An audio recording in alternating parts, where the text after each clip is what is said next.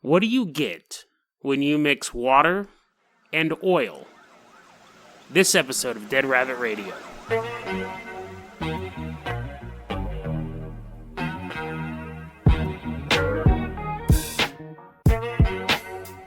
Hey everyone, thanks for tuning back in. I'm Jason Carpenter, and this is another episode of Dead Rabbit Radio. It's Monday, July 9th. I think it's July 9th. Actually, I think it's Monday. Took a long nap. I came home from play practice. Only got 2 hours of sleep last night because my tooth. I'm still having the sinus pain, and I couldn't get sleep because of the pain. Had to work. Had to go to play practice. I came home. I was going to do the podcast, and then get to sleep. And there's a band once again playing at the ice cream shop right next to my apartment complex, and they played for probably about an hour and a half. I just had to take I'm going to take a nap, and if I wake up in time to do the podcast, I will. I'd like to keep my daily podcast schedule up, and of course I woke up at 10:30, so now I'm here recording this podcast. So it all worked out, I guess, in the long run. So here's the thing, before we get started on the episode, because, you know, I'm usually so on top of stuff and I don't ramble. But so last night I was up. This might help somebody. Last night I was up with the worst toothache. I've been having tooth problems for a while now. And it's gotten much, much worse since the sinus infection because my gums have swelled up, so my teeth are bumping up against each other and all of that. I have a dentist appointment. I talked to them. They put a filling in and it's some complications or something like that. But anyway, so I was online and I'm looking like, what are some remedies that I can use? Because the pain was just unbearable. I couldn't sleep. It's like 3 a.m. and they're like, you know, rub clove and lavender oil across your gums while kissing a salt block. And I'm like, I don't have any of that stuff. And I would make love to a salt block if I thought it would help. And I'd been doing, you know, salt rinses, and that kind of helped. I was using the Ambisol, and that kind of helped. And I just I'm not a cook, so I don't have a lot of stuff here. And they're like, you know, rub turmeric, make a turmeric paste. I'm like, I don't even know if I'm pronouncing turmeric right, let alone have any of it. One of the thing I kept seeing pop up was garlic. Rub garlic on your gums. It burns, but it helps. And I'm like, well, I have some garlic powder because I make, you know, I get the pre-frozen hamburger patties because I'm a bachelor and I don't actually like make food. I'm like the lowest level of bachelor. I have a lot of friends who are bachelors, and they're really, really good chefs. Like, they'll come to work, and they're like, oh, yeah, I made this hamburger patty, and I put, like, little chunks of cheddar in the middle of it, and then I put, like, a single jalapeno that I released its spirit in and entered the soul of the patty, and they make this delicious food. And I buy 20 frozen patties at a time at Walmart, just like a box of patties, and just throw them on a George Foreman grill. But so that's just a Jason thing. I've never been that good of a cook. I microwave my spaghetti, for crying out loud. I throw spaghetti noodles in a bowl for 15 minutes in the microwave. Open up a can of sauce and pour it on there. Very, very low maintenance. But anyways, so I don't have a lot of stuff, but I did have garlic powder, and they kept asking for cloves of garlic, and I'm like, you know what? I have nothing to lose at this point. It's 3 a.m. I have to be to work at 5. So I grabbed some garlic powder, and I put it all over my mouth, and it worked. It actually worked. It reduced the inflammation enough for me to be able to get some sleep. And so I've been doing that sparingly because I know it makes me smell like garlic. And then I actually went out and bought a little clove of garlic from Walmart. It was like 18 cents for a clove. And I've been doing that too, chewing that a bit as well. And it does sting, but it definitely reduces inflammation. It lasts maybe an hour, and you can really kind of do it as much as you want, as long as, you know, because you're going to stink. You're going to be stinky from it. But if you're having a toothache and you're not allergic to garlic, go ahead and give that a shot. Because, it worked for me. I usually poo-poo homeopathic stuff. Well, I guess there's a difference between homeopathic stuff and stuff like this. I'm not going to buy a jar of essential garlic oil that's 1 drop of garlic in a bottle of water. But, you know, chewing up a clove, it worked. I mean, chewing up a clove of... I guess there is something called cloves. I guess that's a different plant. But then you can have a clove of garlic, so that's kind of weird. I don't get that. You don't have, like... a stalk of corn and then a corn of tomato. It does, but anyway, so yeah, try that if your teeth are hurting.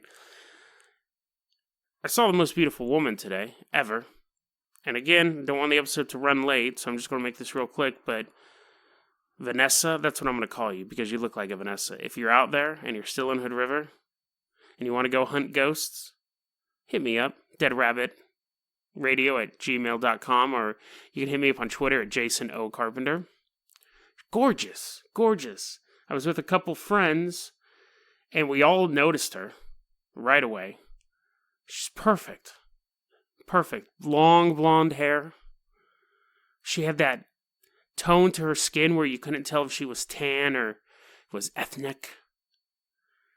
Amazing body. And as she passed me, she must have heard me say something. I think I might have said, "Oh my God!" Like I had an initial reaction to her. And the reason why I think she heard me say something is because we passed each other. I was with Veronica actually, and another friend of mine who I don't have a fake name yet for, so I don't know what to call him, but he knows who he is. We walked past Vanessa. Vanessa, I must have said something because as we walked past each other, I turned around because I was like, I'm usually not like a total creep, but I got to see what she looks like from. Okay, I am kind of creepy, but I was like, I got to see the rest of her, right? So as she walks past me, I turn around to check her out, and as I'm turning around, she's already turning around looking at me, and so I had to like just take in like a brief momentary information, like I had to get as much visual information in as I turned back so she didn't see I was staring at her. But she had to know, I must have said something out loud. There's not a reason why she would have turned back around because she was, when I turned around, she was looking at me, but I don't think it was any sort of like, ooh, he's hot. I think it was like, is this guy checking me out? But anyways, I could be misreading it. Vanessa could be madly in love with me. She could be recording her podcast tonight about cooking with garlic. And we're separated by miles of darkness here in Hood River.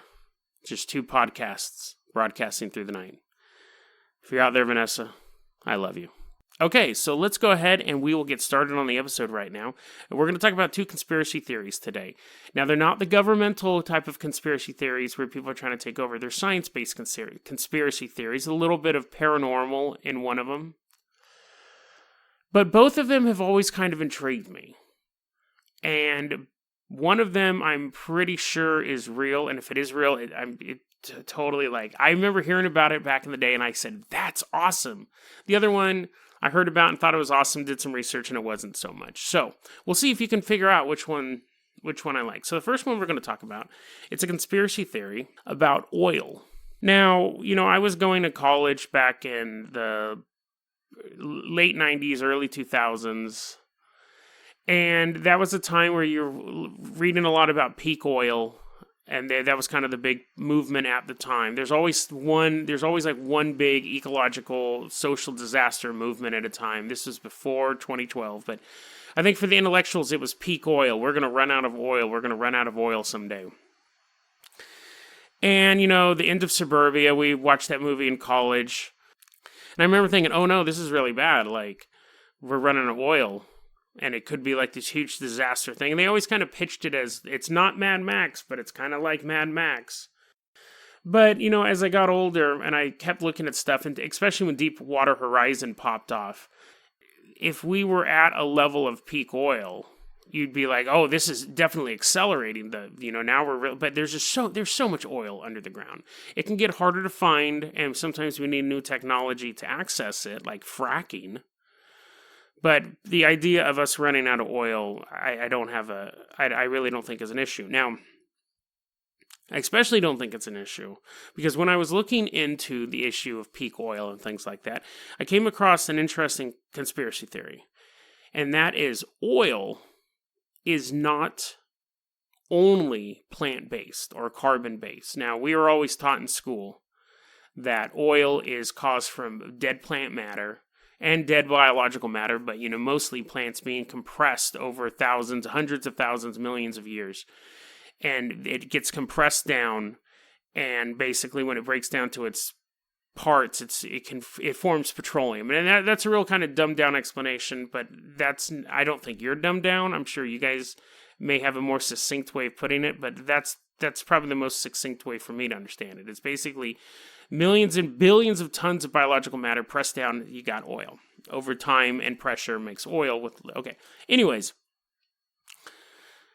there's been this theory that's been going around that that's not the only place where it's from. So the theory is called Abiogenic petroleum. Abiogenic petroleum. And you think of it as in the term asexual, where it's like you don't have sexual interest. Abiogenic petroleum is petroleum that does not need biological matter to form. So how does it form? The Earth has it inside of it. It's almost like the Earth's blood. So the theory is that this theory originally gained traction in Russia, where the scientists were saying it's possible that oil is a natural resource that's intrinsic to all planetary bodies, which would mean that the moon has oil, that meteors have oil, or asteroids, that all the planets that have a rocky form have some form of oil. Now, the common understanding was that no, oil is biological matter that's compressed over time. So at first, other scientists, there was a lot of pushback from that. What's happened is that when people have done tests in areas where there shouldn't be any oil. If it's because of the biogenic thing. I remember there was a researcher in Sweden. I think it was in Sweden or Switzerland or one of... Oh, I have a listener in Sweden. Hey, if you're listening to this one, maybe you can help me clear this up too. So one of the high European states, this researcher was like, no, I will prove there's oil there. And he was able to drill in an area that there shouldn't have been oil. And there was a trickly black substance. And the scientists were like, ha, it's not oil. And he's like, well, it's kind of oil. So that's been the complication. Science has had to come back and say that, okay, guys, it is possible that there is some oil that is abiogenic. We just can't access it. Science can't rule it out completely because tests have been done to show that it may exist. You'll see some article. I'm going to post 2 articles. And as I researched more into it, you'll see other articles pop up if you research it on your own. And they're like, well, it's not that's not true because there's not huge deposits of it. So therefore, it's not true. And when you really dig into the meat of it, though, science has to say it's possible. It's just the oil that we're pumping out of the ground is definitely biological matter because we can find biological markers in it. But it's also possible that oil in other parts of the planet are abiogenic. And then the abiogenic people says that's all we're asking. We're not saying that all oil is from the earth. We're saying that some of it may be. And there's the argument too that the biological markers in oil we pump up is enzymes eating the oil. So that's going to be our first conspiracy is oil something that is it basically the lubricant for the planet? Could you drill anywhere deep enough and find oil reserves? That'd be the question. Is all oil plant-based matter? Or is only some oil plant-based matter? Because even the abiogenic people aren't saying, no, all oil, absolutely every single drop of oil is this. So I think that's an interesting conspiracy theory. Second conspiracy theory, and then I kind of do a quick rundown at the end here. The second conspiracy theory involves water. Now, water is one of those weird substances that we don't really understand. I mean, we're surrounded by it, but we don't understand on the level of that. And we have a basic understanding of it, but it's the only liquid that its solid form floats on the top. And they'll say, there's reasons why air pockets and stuff in the ice, but it's still puzzling. It's still interesting because every other form, if you have molten lead and you drop if you drop a solid piece of lead in, it just sinks to the bottom. Every other form of liquid, if you freeze it or you make it a solid, it sinks. But water, it doesn't. Surface tension, blah, blah, blah. But it is something that's puzzling. It's something that we're surrounded by all the time. Now, one Japanese doctor, Dr. Masaru Emoto. Some of you people are probably like, oh, great, he's going on to this. Because he's fairly famous in this field. He might be really the only one who's doing this in his field. But Dr. Emoto has a theory that he feels that he's proven, is that water is sentient. Water is intelligent, it's alive, and we can communicate with it.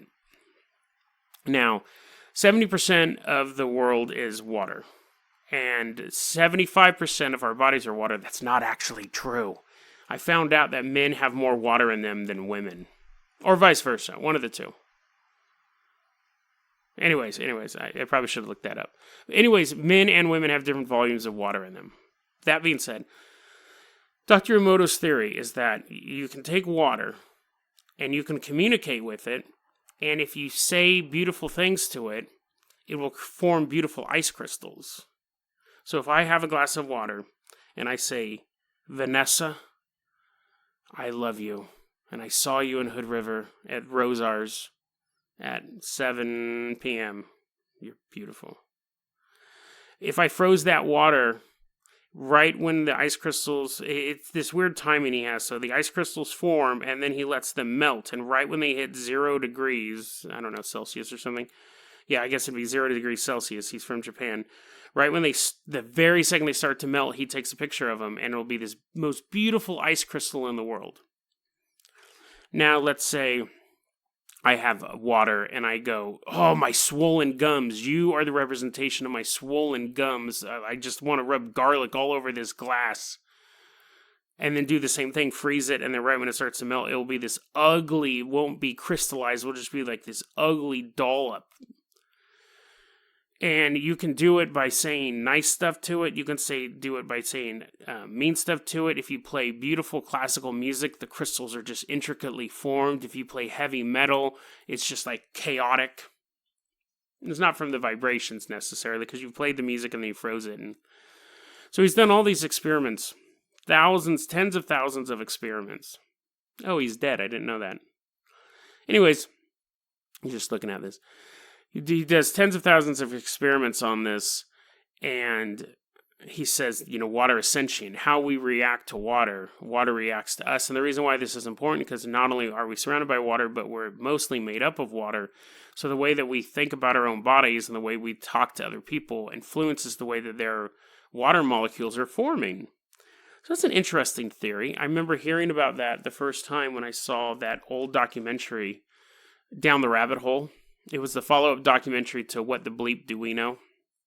The only reason I watched it because I have a crush on Marlee Matlin, and she was the star of that. And Armin Shimmerman was in that too, and he was Quark on Deep Space Nine. But anyways, in that they had this theory about water being sentient, and the way that you talk to water determines the water molecules. So we see it in that brief moment when it's melting, but if I every day have a glass of water and I talk about how beautiful it is and I drink it, I'm basically communicating with the water.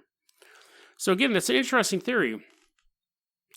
Now, I think it's interesting. I think, going back to the whole water being fascinating thing, I think water is fascinating. I go on and on about the depths of the ocean, but one of the things that I've observed is humans' relationship with water. Now, as far as we know, liquid water is the most rare element in the galaxy. We have not been able to really detect liquid water definitely in our solar system. We've done those big telescopes and go, oh, maybe that planet has some water, maybe that. But liquid water is so rare. And we pee in it. We poop in it. We fill holes in our backyard with it. We spray it on ourselves when we get wet. Well, obviously we get wet. We spray it on ourselves when we get hot. We put it in little bubbles, little rubber balloons, and throw them at each other. It's more, when we look at the galactic scale, it is more rare than the most precious metals on this planet, and we just treat it like it's completely replenishable, it's completely disposable, it's rainy, and it's just everywhere. Now, I know there's countries that have water problems, but I think you get where I'm going with it, is that, that's the most rare. We talk about gold, we talk about diamonds, which, aren't really that rare, but we talk about rare earth metals that we pull out of Africa for cell phones and stuff like that. But water, when we look at a galactic scale, water is the most rare thing in the galaxy, and we treat it as an afterthought. We mix colored powder into it and drink it as Kool-Aid. And it's amazing. It's amazing when we look at it that way.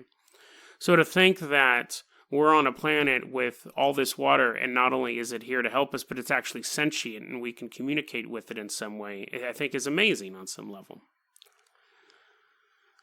So I looked into both of those conspiracies over the years. And both of these conspiracies are on the conspiracy theory list that I like to go through. Kind of the odder conspiracy theories, the deeper, lesser known ones. One of these conspiracy theories is absolute garbage.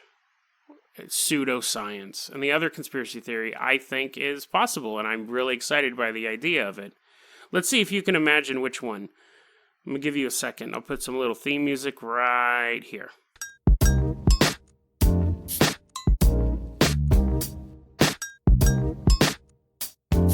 Okay, so we're back. I'm sure that you were like, oh man, which ridiculous theory is Jason going to propose is actually possible right now? Is he going to talk about water because aliens come from underneath it?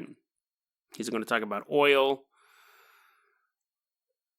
I think the idea of water being sentient is amazing, but it's absolutely ridiculous, and it is the height of pseudoscience. And like I said, I watched that documentary, and then I was like, oh, I'm going to write his name down, and I went and did some research on it. Now, I'm fairly skeptical on a lot of this stuff, and I think I've kind of said in the past, like, if you show me something that proves that it's not true, then I'm more likely to believe it, that it's not true. Now, when I looked into this, basically every skeptical article said, listen, this is the way that it works. You take thousands of photos, you yell at some water, you call water Vanessa, and you say it's the most beautiful water in the world. You take pictures of all these ice crystals. Your premise is that when you talk about it, the ice crystals are more beautiful. So what are you going to do with all the photos you take where they're not beautiful? Well, you dismiss those. Oh, I took it at the wrong time. Oh, I'm not going to. Assuming his heart was in the right place, he was looking at it and goes, that was taken at the wrong time. That was taken at the right time. That one's beautiful. Put that one up. That one's beautiful. Put that one up. It's too selective. There's no real control. And he did start having a glass of water that he didn't say anything to. And he's like, well, look at these photos. They're just natural crystals. But again, this actual selection of the photographs and the photographs you're presenting as proof to us is the issue. If you said, well, I took one photo of each, and this was each time, like I took just one photo of the beautiful glass of water, and it was this crystalline form, it laid more credence to his theory. But people have tried duplicating it, and they haven't been able to, or they've been able to, but they have to take so many photos, and then they just cherry pick the beautiful ones. I love the idea to think that water is sentient on some level. I do believe that,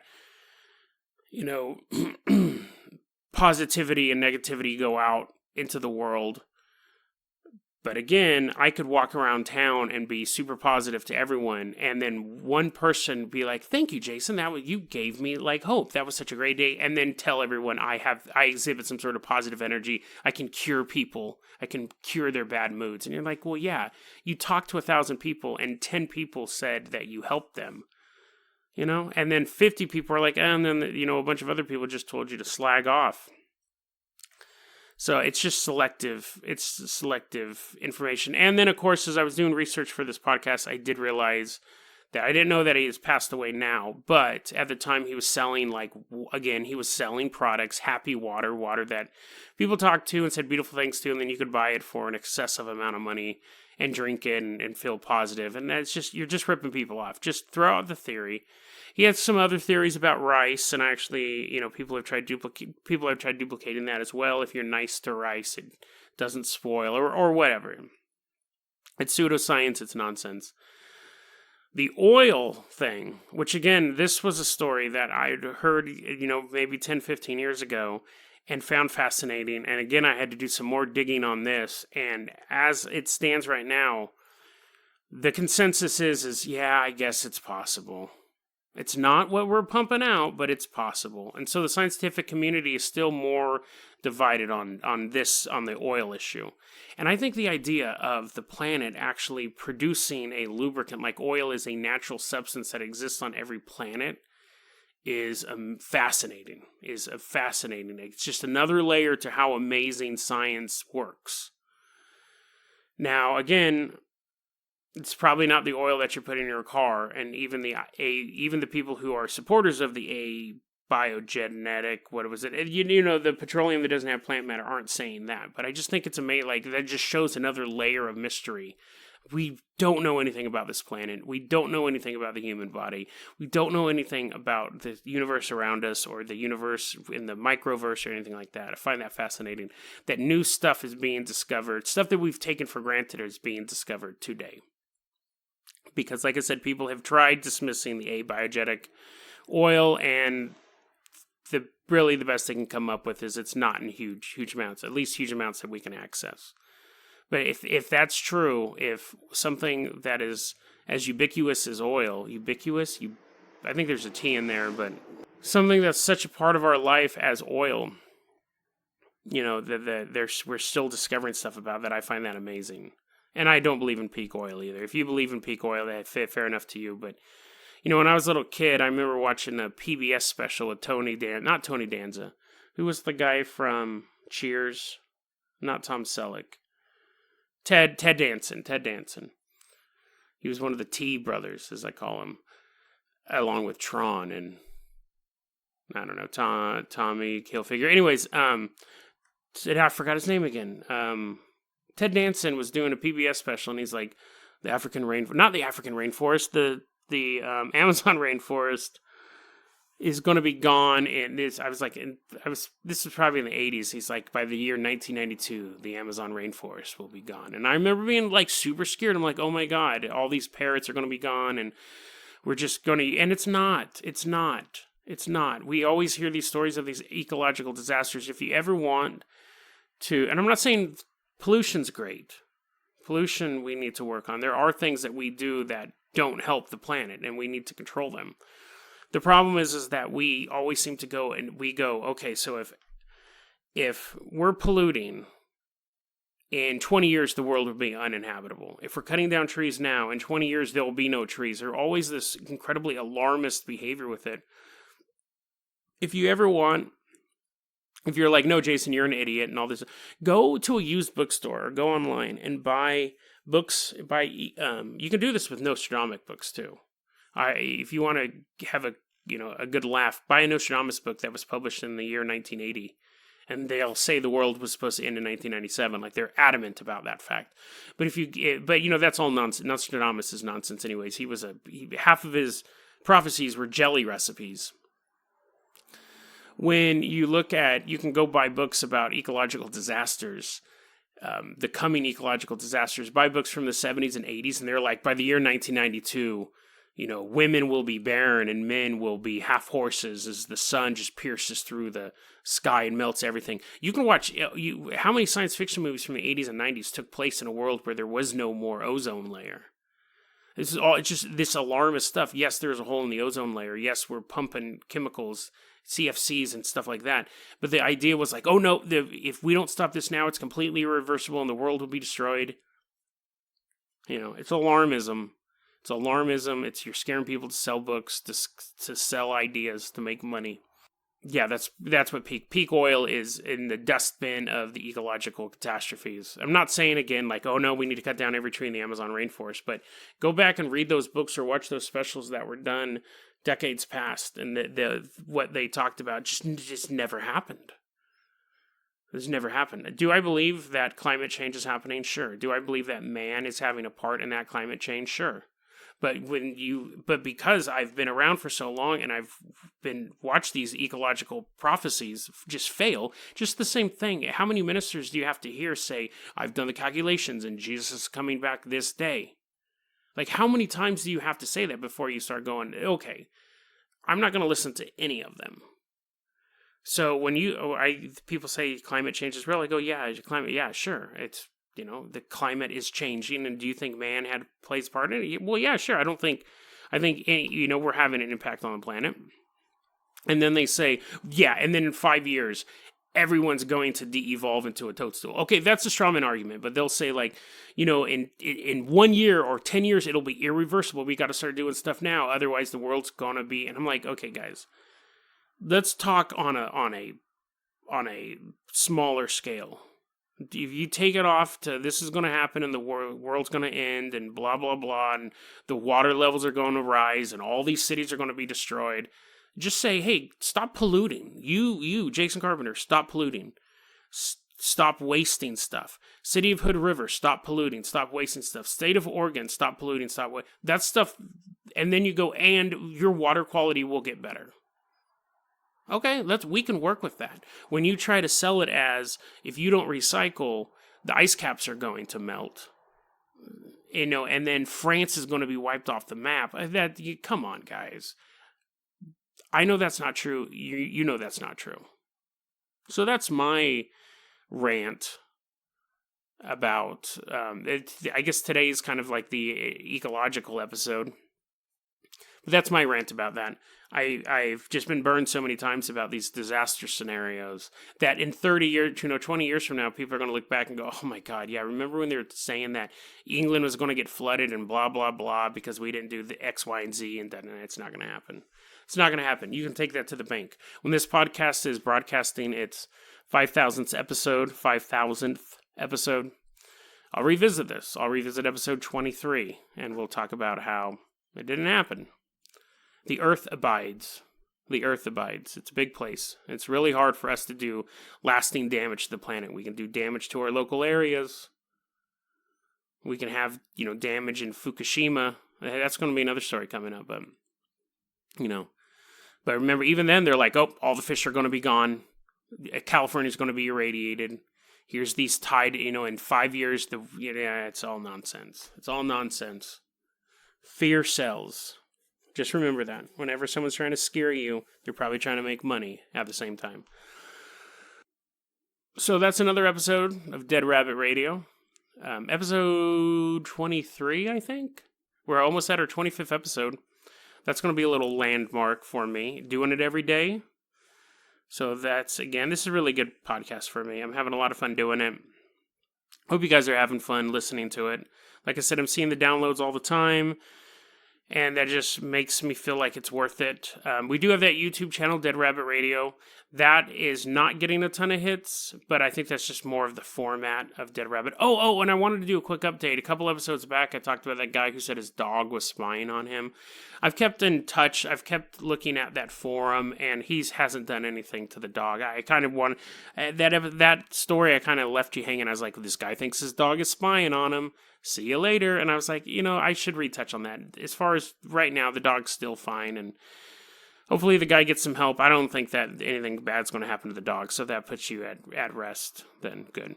Deadrabbit.com is our website. You can email us at deadrabbitradio@gmail.com. And my Twitter is at Jason O. Carpenter. So that is going to be it for tonight's episode. I hope you guys have a great day. We're going to be back tomorrow with some good stories. Some more good stories. I think they're all good stories, but I hope to see you then. I still don't have an outro. I'm actually might call you guys the Rabbit League. I don't know. I was listening to that today and I was like, oh, that kind of works. I don't know what to call you guys. Except I'll call you my friends. You guys are my friends and I'm glad you guys are listening. Have a great night and I'll see you tomorrow.